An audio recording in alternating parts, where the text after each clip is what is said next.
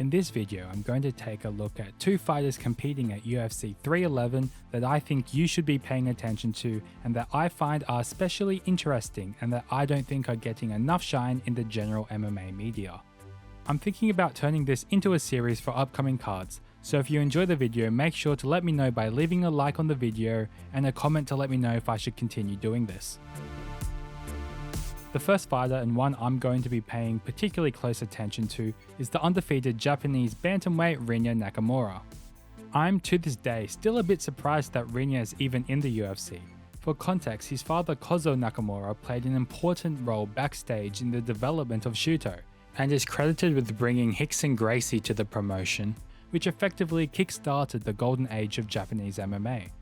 With these family roots in MMA and his personal achievements in freestyle wrestling, you'd think he'd be treated quite well in Japanese MMA and would perform very well stylistically in a promotion like Deep or Rizin.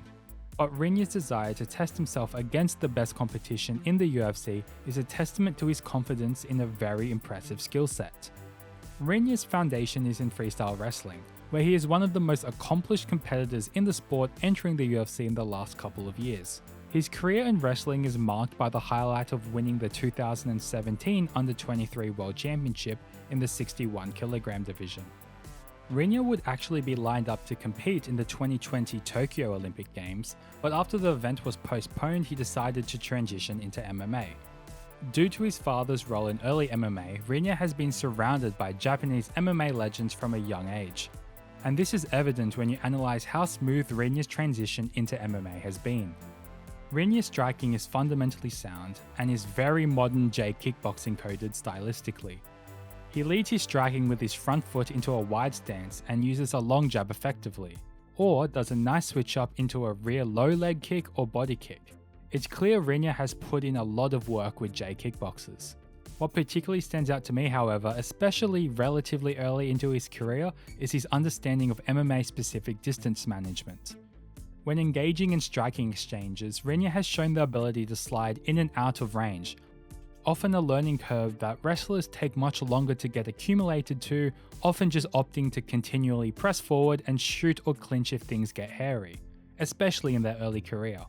Rinya's understanding of distance management while striking has meant that when he does shoot for a takedown, he is often at a range where the striking has been taking place, meaning that all he has to do is time the level change with an overextension from his opponent. In an MMA landscape where wrestlers are punching their way into takedowns, it really is a thing of beauty watching Rinya use MMA specific distance management and timing to secure his takedowns. Bantamweight is one of the tougher divisions in the UFC at the moment, and to get to the top you're going to have to get through some of the best pound for pound fighters in the world. I do see Rinya getting there as he has an unbelievable skill set, but I do have a few questions that are still to be answered as he works his way up the division. Most prominently, how he will handle extreme distance fighters such as Sean O'Malley, who will keep a lot of distance, or Marab, who will give you next to none.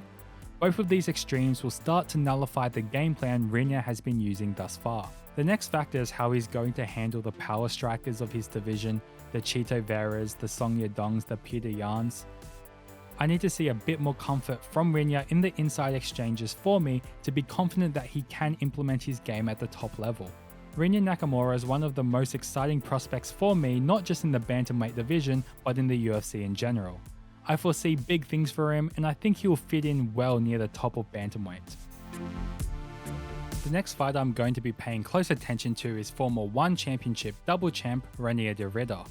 While RDR is far away from being unknown, after his UFC debut I feel there are somehow far more questions now after his fight with Gerald Meerschaert than there were before. And I find myself particularly invested in how all these questions are going to be answered. Before we get there though, let's quickly touch on why RDR was so appreciated in One Championship. Through his initial run in One Championship, RDR had some of the most well-rounded grappling in MMA at this time. Yes, it wasn't against a particularly high level of competition, but it's rare that you see someone who is so lethal in the submission game also be as lethal in ground and pound, while also having next to no issues securing takedowns at will. Outside of a strange fight against Leandro Atadides, and a few moments here and there, RDR looked practically perfect until his two fights with Anatoly. The narrative that RDR is the world's worst striker wasn't particularly apparent while he was in one. His fundamentals are passable, and while he was always a bit unexplosive and slow for lack of a better word, but while in one, whether that be because of hydration testing or whatever reason, he never looked as morbidly slow as he did when we finally saw him in the UFC. Now looking at his UFC debut, yeah look, he didn't look particularly great. There's no way around it, he didn't look like a professional athlete in terms of agility and athleticism. I've got two speculative thoughts on trying to explain this. First being that coming from BJJ and spending most of his professional MMA career in one championship, is that simply the water cut is something he really isn't used to, and that his body was sapped of energy more than expected. My second speculation is that Anatoly really did a number on him mentally in their two fights. Remembering that RDR was undefeated before his two fights with Anatoly, and although he had some success in their second fight, more or less Anatoly walked through him. Going from an undefeated double champ to no belt on a relatively uncompetitive two-fight skid, I'm sure could affect a fighter mentally. And when you consider how RDR lost those two fights, it's no surprise that he was a bit tentative to throw and was more cautious in the striking generally. In saying that, however, RDR did pull off a submission win, which is nothing to be scoffed at over BJJ black belt submission specialist Gerald Meerschaert. And I commend the UFC for giving him Kevin Holland, a proper challenge for RDR that will do a good job of answering the many questions not answered in his UFC debut and the more that it created. I will say I did eat a lot of words after RDR made his UFC debut. I've been high on him for a while and I really do think his grappling is something special.